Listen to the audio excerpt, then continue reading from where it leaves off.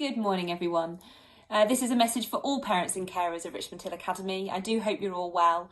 I wanted to send you a message today to accompany Mr McCarthy's letter, which you will receive today on Class Dojo, regarding our full opening on Monday the 8th of March. I'm sure you all will have been aware of the Prime Minister's announcement on Monday, which told us that we could reopen, all schools across the country will reopen to all children as of a week on Monday.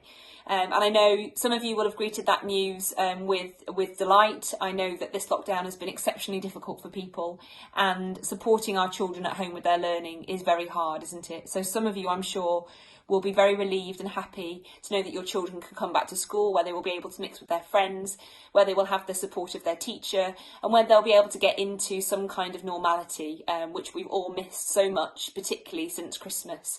I'm sure some of you, however, may greet the news with some concerns, with some anxiety about the prospect of a full return, and I think, needless to say, all of those reactions are completely understandable.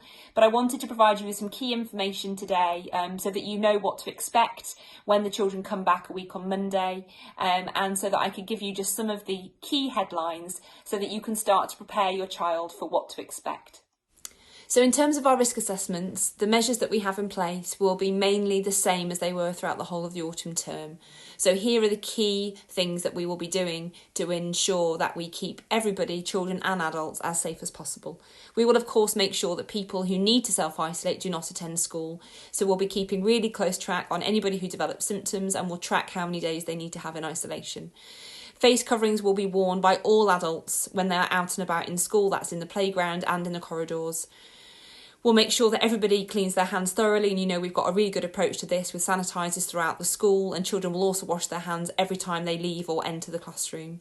We'll use a catch it, bin it, kill it approach in terms of coughs and sneezes, and there are bins with lids and tissues in every single classroom.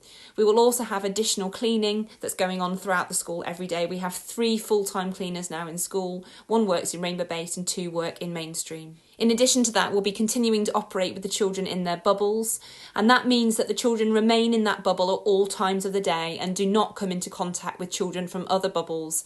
Even in the playground, even in the dining hall, they remain with their bubble throughout the school day.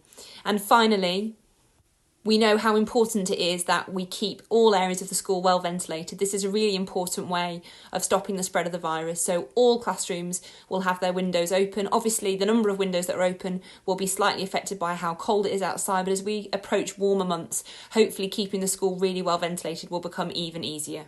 Obviously, that's a very quick tour of what is a risk assessment that runs to over 70 pages. The full risk assessment is available on our website, and the updated version will be available before Monday the 8th of March. But I hope that gives you some of the key headlines. The next thing I want to share is just some of the key information that might be helpful for you to know as you prepare you and your child for the Monday the 8th of March.